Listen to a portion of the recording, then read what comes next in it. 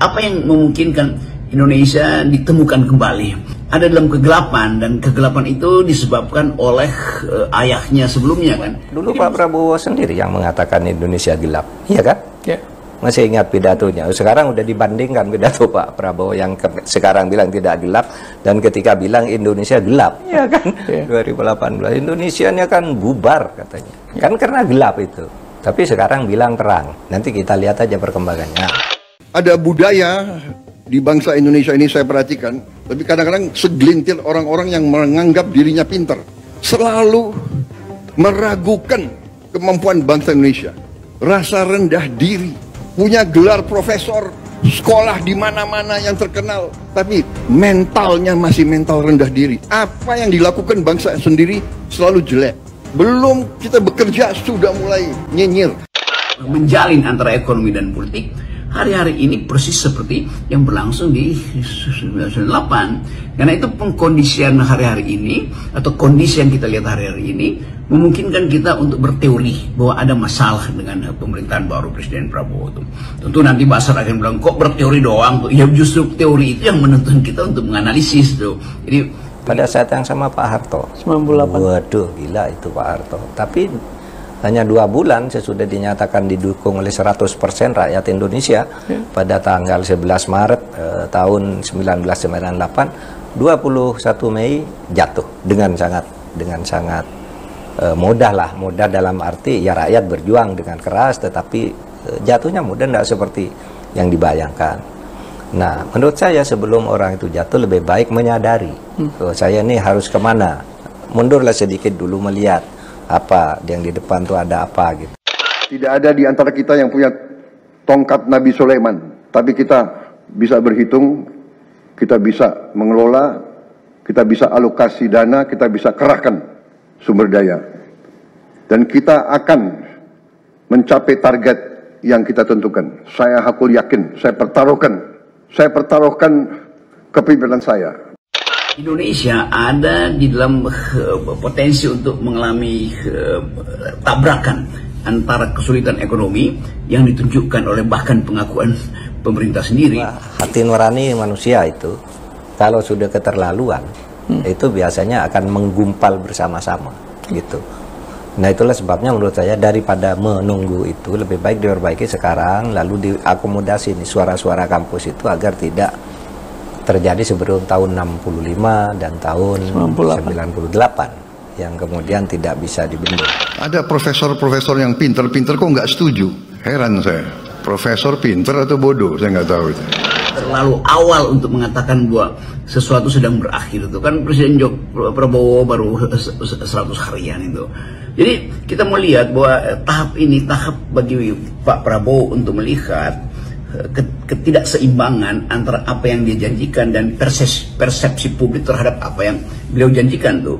Publik bereaksi lebih cepat tuh, menuntut ada sesuatu yang harus difinalisasi itu, termasuk tuntutan para mahasiswa tentang ambil jarak dari Jokowi, atau bahkan ada yang minta Jokowi diadili, atau wakil presiden Pak Gibran itu dianggap tidak mampu untuk menghasilkan ide. Beredar isu bahwa Presiden Prabowo Subianto ingin diturunkan di tengah jalan oleh kelompok mafia dan koruptor yang sudah sangat terusik kenyamanannya di era ini. Masa depan kita gemilang dan cerah.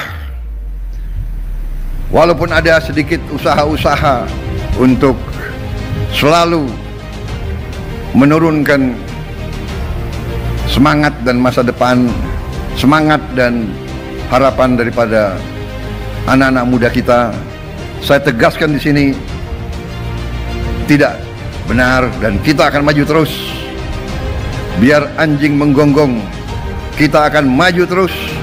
Mereka akan membayar orang-orang yang kontra dengan pemerintah dan akan menekan para investor untuk berinvestasi sehingga mandeknya perekonomian di era Prabowo Gibran. Dan menurut sebagian pihak, tanda-tanda itu sudah mulai terjadi. Dengan menurunnya indeks harga saham gabungan atau IHSG di era Prabowo Gibran, namun Prabowo tak gentar dan tak ambil pusing dengan hal tersebut. Prabowo sudah mendeteksi gerakan-gerakan tersebut sejak ia dilantik menjadi presiden. Nah, kalau kita lihat keadaan hari ini, tidak ada yang mengompori sehingga investor asing itu menahan gairahnya untuk berinvestasi di Indonesia. Tidak ada yang mengompori sehingga bahkan masyarakat sipil mulai menuntut supaya tidak ada penundaan pengangkatan pegawai negeri, karena ada kebutuhan kepastian karier mereka, dan itu ada kepastian karier hidup kan. Tidak ada yang mengompori sehingga tagline Indonesia gelap kembali diviralkan, bahkan dalam versi yang lebih menyeramkan. Jadi sebetulnya kita paham bahwa politik dan ekonomi itu dia punya logika sendiri. Kalau politik keadaan politik itu memburuk atau kepastian politik itu hilang, maka ekonomi akan bereaksi itu. Karena setiap pelaku ekonomi juga ada seorang rasional individu yang mulai menghitung tuh apakah ada kemungkinan crash ekonomi. Semakin kemungkinan itu dipersepsikan negatif, maka politik juga akan bereaksi lagi tuh bahwa iya itu penanda bahwa ekonomi tidak bertumbuh atau ada kesulitan ekonomi sehingga transaksi politik menjadi tanpa pola. Jadi saling intervensi itu atau saling intertwine, saling menjalin antara ekonomi dan politik hari-hari ini persis seperti yang berlangsung di 1998. Karena itu pengkondisian hari-hari ini atau kondisi yang kita lihat hari-hari ini memungkinkan kita untuk berteori bahwa ada masalah dengan pemerintahan baru Presiden Prabowo itu. Tentu nanti Basar akan bilang kok berteori doang tuh. Ya justru teori itu yang menuntun kita untuk menganalisis tuh. Jadi begitu kira-kira hal yang agak peka, tapi kita mesti katakan bahwa sesuatu sedang berlangsung di balik kestabilan semu atau di balik transaksi yang terlihat seolah-olah itu rasional, padahal sebetulnya banyak transaksi irasional karena kebutuhan untuk stabilitas tidak bisa lagi diandalkan pada hukum. Saya bertekad untuk mencapai pemerintah yang bersih.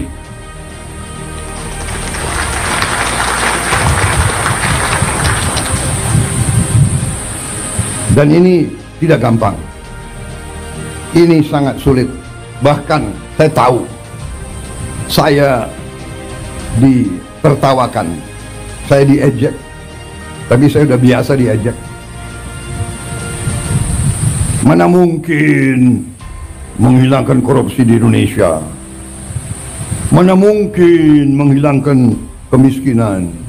Mana mungkin menghilangkan kelaparan? Apa? Mau kasih makan bergizi, hahaha, ketawa. Di awal mereka tertawakan saya dan saya tahu mereka mengancam saya tahu saya diancam. Nanti harga saham, harga indeks saham akan turun. Di hari-hari pertama saya luncurkan gagasan makan bergizi, sudah muncul. Saya mengerti. Saya ini cukup lama jadi orang Indonesia. Saya mengerti. Ada ancaman terbuka, ada ancaman halus. Ada senjata yang terbuka, senapan, meriam, ya itu. Tapi sebelumnya ada senjata-senjata lain. Senjata psikologis, adu domba, fitnah, hoax, ada ancaman terhadap ekonomi. Menurunnya indeks harga saham gabungan atau IHSG hingga 5% seolah-olah dijadikan dalil untuk para pendukung Anies dan PDIP untuk menghukum pemerintahan Prabowo Gibran yang terlalu dini untuk dinilai gagal. Mereka kelompok oposisi ini mengklaim bahwa potensi krisis seperti 98 bisa terulang kembali akibat negara diurus dengan cara suka-suka. Bahkan salah satu pegiat sosial dari barisan mereka yang meminta Prabowo Gibran untuk segera mundur. Tapi sekaligus kita mulai melihat semacam sinyal dari dalam kekuasaan sendiri. Saya mengikuti keterangan Pak SBY dari Tokyo kemarin yang memberi sinyal kuat bahwa akan ada protes besar, akan tumbuh lagi semacam cekcok politik di publik, akan muncul lagi kegiatan-kegiatan demonstrasi. Tetapi Pak SBY justru memberi semacam cara berpikir positif bahwa memang itu harus terjadi dan akan terjadi terus-menerus, dan percaya bahwa Presiden Prabowo mampu untuk mendengar kritik itu. Kan itu yang boleh kita sebut bahwa Pak SBY itu jadi semacam sounding board dari kekuasaan, semacam tempat pikiran itu atau suara-suara publik itu dipantulkan kembali dari dinding kekuasaan melalui uraian dari Pak SBY yang bahkan mengucapkannya dari Tokyo atau kemudian dikutip oleh pers secara meluas. Jadi Presiden SBY mengerti keadaan. Kenapa? Ya karena dia pernah ada di dalam situasi kritis. Presiden SBY mengerti psikologi Pak Prabowo karena beliau bersahabat. Jadi saling paham tuh bahwa ada keadaan yang sedang tidak baik-baik aja kalau pakai bahasa yang paling gampang. Jadi kita mulai menduga dengan kekuatan teoritis bahwa Indonesia ada di dalam potensi untuk mengalami tabrakan antara kesulitan ekonomi yang ditunjukkan oleh bahkan pengakuan pemerintah sendiri, yaitu pemasukan yang tidak bisa dikejar lewat pajak, lewat ekspor, lewat macam-macam itu. Sementara Pak, karena gagasan makan bergizi, harga saham indeks turun. Saya jawab ke mereka itu, saya kasih tahu ya, biar saya nggak punya saham, saya bilang. Dan rakyat di desa-desa tidak punya saham. Benar.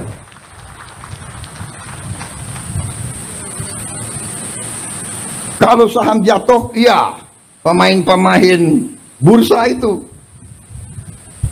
Siapa yang main bursa di sini? Menteri-menteri, ayo ngaku. Fahri Hamzah kayaknya, yuk. Ada bukan orang kaya saja main saham, tahu nggak? Ada teman-teman saya ahli matematik, dia mau pakai algoritma, tapi saya lihat hidupnya stres. Tiap detik lihat TV, lihat apa itu? Wah, harga saham turun 0,0 sekian, oh panik dia, hitung lagi. Aduh, hidup stres, aku nggak mau lah. Dan saya kasih tahu juga, main-main saham itu kalau orang kecil ya pasti kalah. Itu untuk orang kecil itu biasanya sama dengan judi itu. Yang menang yang bandar, yang besar, yang kuat, ya kan? Ini Pak Trenggono itu mantuk-mantuk. Jangan-jangan Pak Trenggono punya algoritma. Ya itu. Ada ahli matematik yang saking pinternya dia berani ke kasino, hitung, main apa, roulette itu pakai algoritma itu, cok. Tapi enggak serius, saudara-saudara. Kemudian ada yang mau ancam mata uang kita, ada juga mau ancam, saudara-saudara. Ternyata bernegara itu, keyakinan saya dasarnya adalah beberapa hal yang fundamental. Yang pertama adalah kemampuan bangsa itu menghasilkan pangan.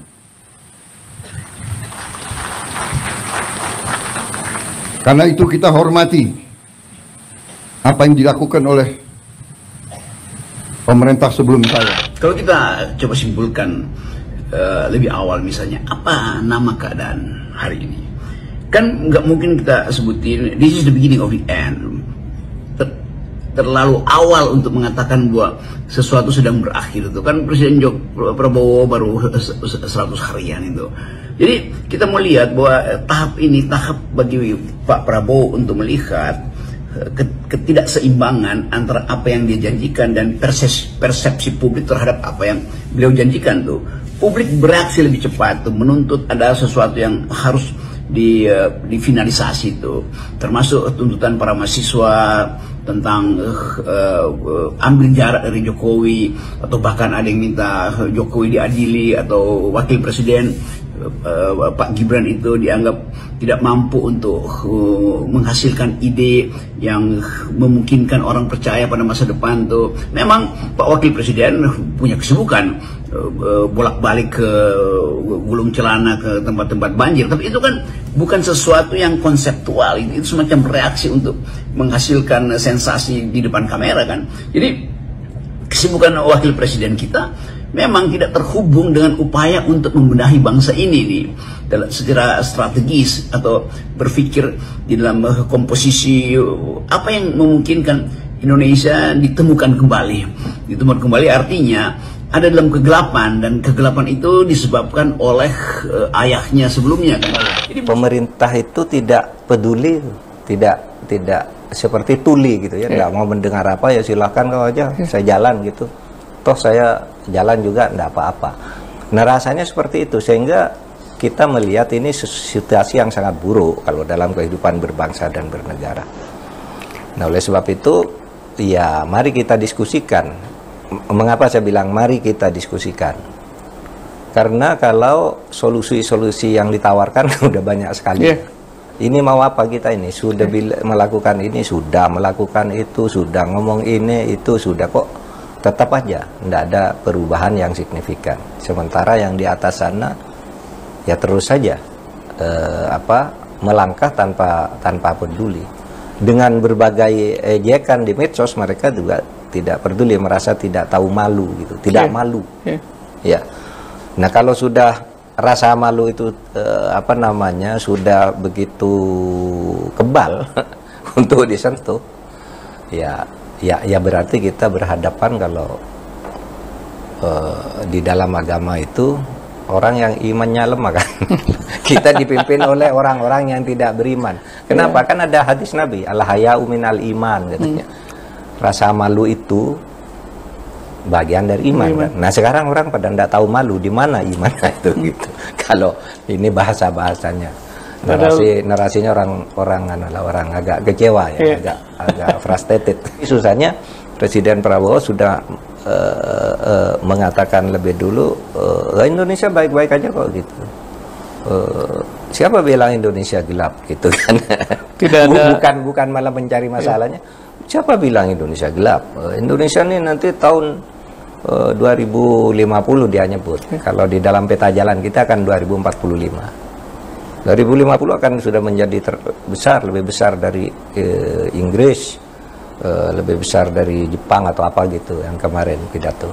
Jadi Indonesia tidak gelap, Indonesia terang. Lalu ditimpali oleh yang lain, ya kalian aja yang gelap kan itu. Ini tidak bijaksana jawaban begitu tuh, tidak bijaksana. Karena ya saya ingat sebagai kritik ini kan, dulu Pak Prabowo sendiri yang mengatakan Indonesia gelap, iya kan?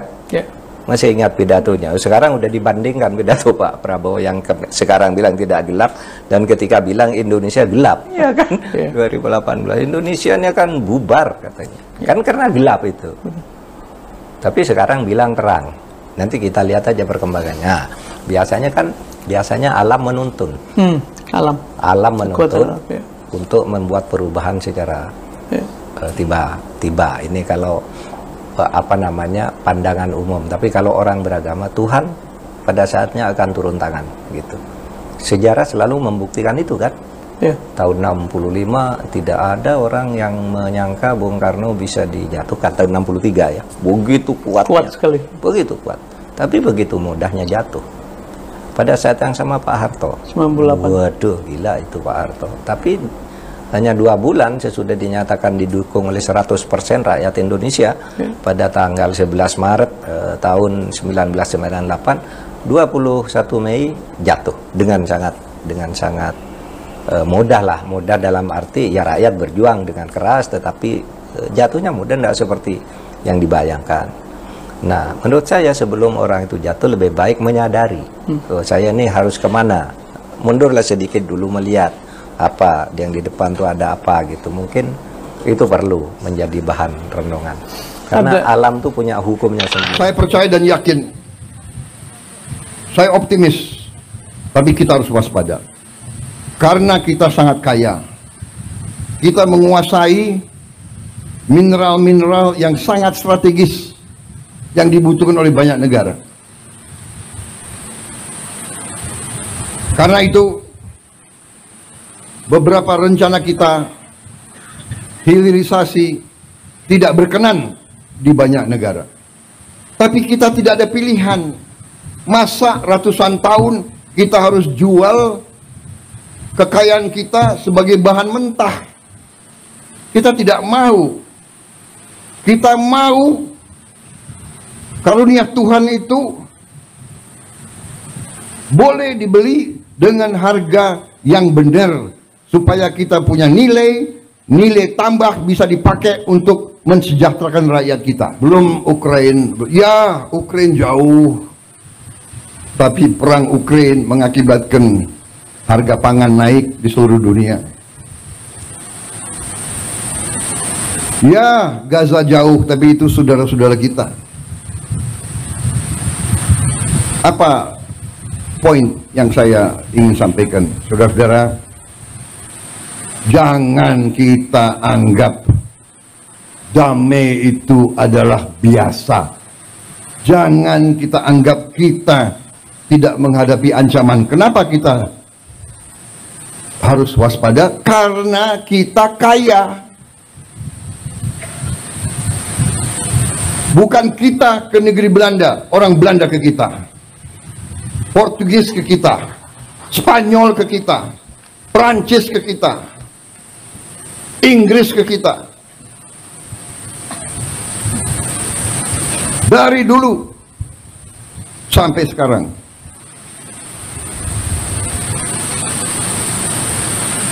Saudara-saudara, saya kira pelajaran termasuk di semua agama, pelajaran agama Islam pun mengajarkan bahwa kita harus bertanggung jawab atas keselamatan kita sendiri, keselamatan keluarga kita, dan juga atas harta kita. Jadi saudara-saudara, dalam kondisi penuh ketidakpastian, di mana hitungan sekarang adalah di Eropa terjadi kurang lebih 17% kemungkinan perang nuklir. Ini pengamatan pakar-pakar di Eropa. Karena negara barat mengizinkan peluru-peluru jangka jauh, jarak jauh mereka menyerang Rusia. Rusia sekarang mengatakan dia boleh menyerang negara-negara barat menggunakan senjata-senjata yang paling mutakhir. Belum Timur Tengah, belum di Asia, Taiwan dan Korea Utara. Kita non-blok, kita tidak memihak, kita menghormati semua negara. Itu maunya kita. Tapi saudara-saudara, 40% dari seluruh perdagangan dunia lewat lautan Indonesia. 40% seluruh perdagangan seluruh dunia lewat perairan kita. 70% energi Tiongkok, Korea, dan Jepang lewat perairan Indonesia. Bisakah kira-kira kalau terjadi perang besar, bisakah kita tidak terseret? Untuk itu kita butuh kepemimpinan politik yang handal. Dan kepemimpinan politik yang saya maksud bukan kepemimpinan politik yang hanya dari pemerintah. Dan untuk itu perlu ada kerukunan, perlu ada jiwa besar dari semua kalangan.